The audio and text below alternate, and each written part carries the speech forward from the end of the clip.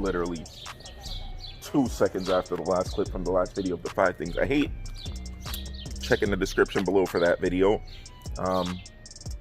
Enjoy it or dislike it, like meaning not like it and stuff that I hate, whatever. But anyhow, this is the 5 things that I love about the E92 M3, because there are a lot. I could probably do 1,000 things that I love about this car. And yeah, I won't. I'll just try to stick to 5 and then like an honorable mention or something. But yeah, I really love this car. So the first thing I love is the looks. This is a beautiful car. The color scheme, the interior, how wide it is, the halo headlights, the wheels, like the aero, like look at that. And then the wing, carbon roof on a car like this.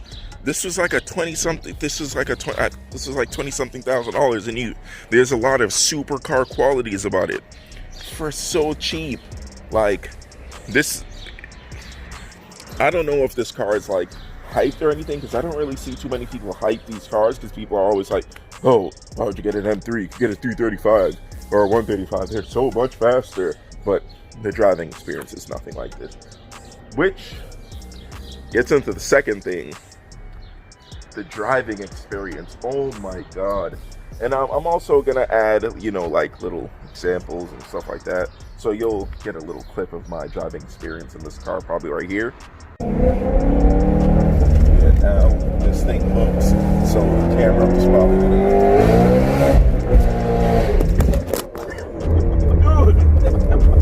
Oh my, this car too angry, man. But I think the rest of the props before you go home, that's what you have to hear.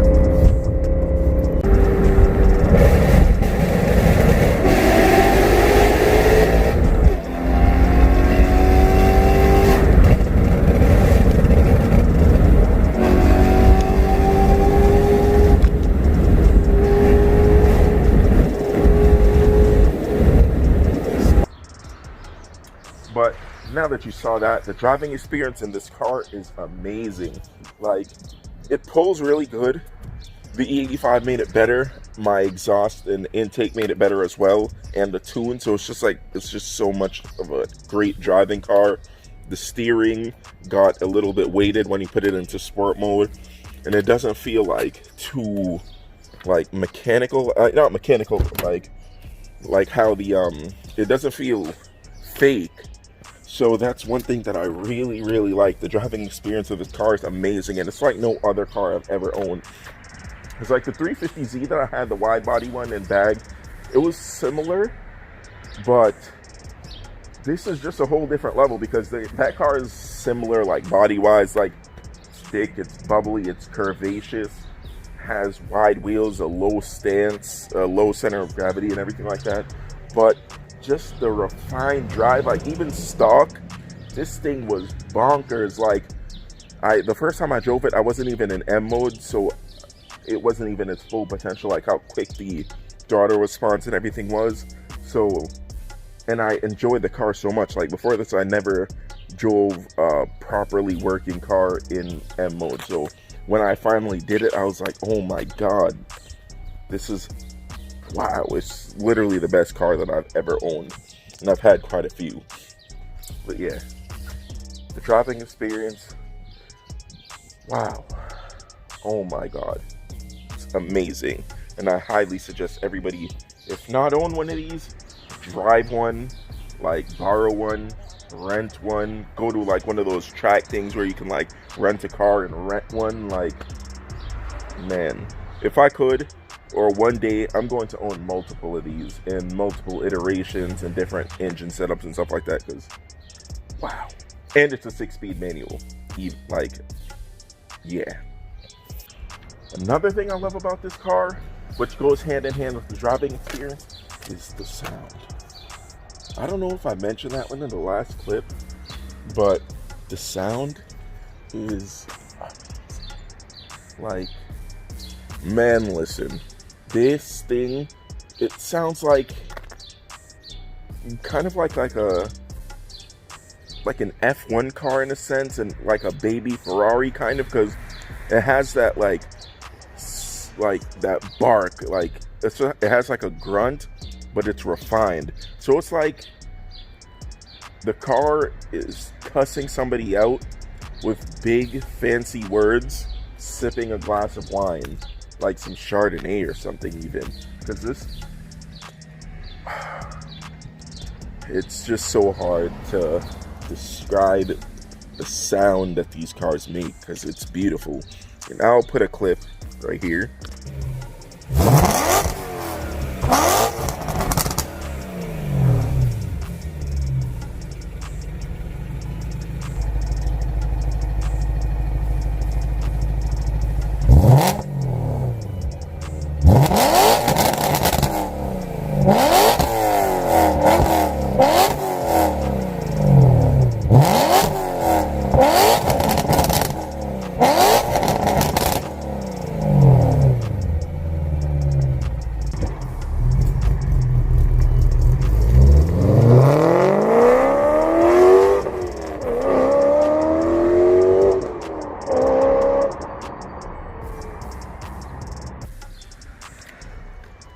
And now that you heard it, you can agree that it sounds amazing. Like, it's just so amazing.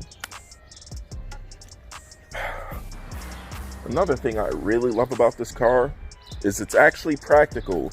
And if I can find a picture, I'll put it. Like, I put 4 wheels and 2 tires in this thing. And I had space. Like, I could have put more, like 4 wheels and 4 tires. Like, this thing, it holds a lot. I've held a full exhaust in here. Like, this thing is practical, and it's a coupe. Like, people always say, oh, coupes are selfish, coupes are this, you can't hold much in a coupe, but this thing holds a lot. Like, I picked up tape, I brought home tables and chairs and a whole bunch of stuff in here. The only thing I really haven't had much in here is people. Because I don't really be around anybody like that, and it's also Corona time, so it's like you're not really going to be around a lot of people like that right now. But this is a very practical car in the sense of space, and it could be practical in the sense of gas too if you don't drive like me. I'm pretty sure you can get a good 20 plus miles per gallon on the highway, maybe in the higher end of the 20s too, if you cruise around in 6 and you're not just romping it in here in the backfires and everything like that. But yeah, this thing can be very, very practical. So it's another thing that I really love, and I believe that's 5. So I'm gonna think of something that I really can say is an honorable mention. Yes, the visibility. So one thing is, when you have cars like these that are fast and looks nice and everything like that, you don't really get a lot of visibility, but you can see a lot in this thing. Like, it's wide, the roof line is high, there's like not really any blind spots, and then the mirrors adjust automatically when you're reversing and everything like that, so you really can see a lot. Like, there is insane visibility in this thing. So when you're doing as you do, driving or showing off to a friend or a family member or your girlfriend, your boyfriend, whatever, and you're zipping through the highway, weaving in and out of lanes on a closed court movie set. Of course, I don't mean on public roads. Do not do that, and I'm not suggesting you do such a thing. I mean, like, when you're showing off on track and those type of things, like, not on the public roads. I really can't stress that enough. You do not drive crazy and weave in and out of lanes on public roads. Only the track and only closed places with professionals. So please take that in mind, because I don't want to be a bad influence. and this is not about me. So yeah, there's really good visibility, and as long as you're looking over your shoulders and looking through the mirrors, you'll be able to see literally anything you want to see, because it's really good visibility. And it makes, again, the driving experience and everything like that so much better, because you're very confident. Like, I'll add to that this car is very confidence inspiring, because you can be cruising, again, on the racetrack and closed highways and the Autobahn and those type of things at 100, 120, 130, 140, and you have no problem seeing anything. You have, like, the car is smooth, the car can be quiet even at those high speeds, so it's like you don't really have anything to worry about, and you're not like being super ignorant and obnoxious. So it's like, it's great. But yeah, the visibility and the way this car inspires confidence when driving, it just makes you want to be a better driver, and it makes you want to drive the car more and stuff like that. Like, it's just great. So yeah, that was the 5 things I love. And again, the 5 things I hate will be in the description. I really love this car. Thanks for watching. Like, comment, subscribe, and I'll catch you guys in the next one, because there's a lot of stuff coming. Like, it's almost as if I'm like supercharging the process of this car. You dig?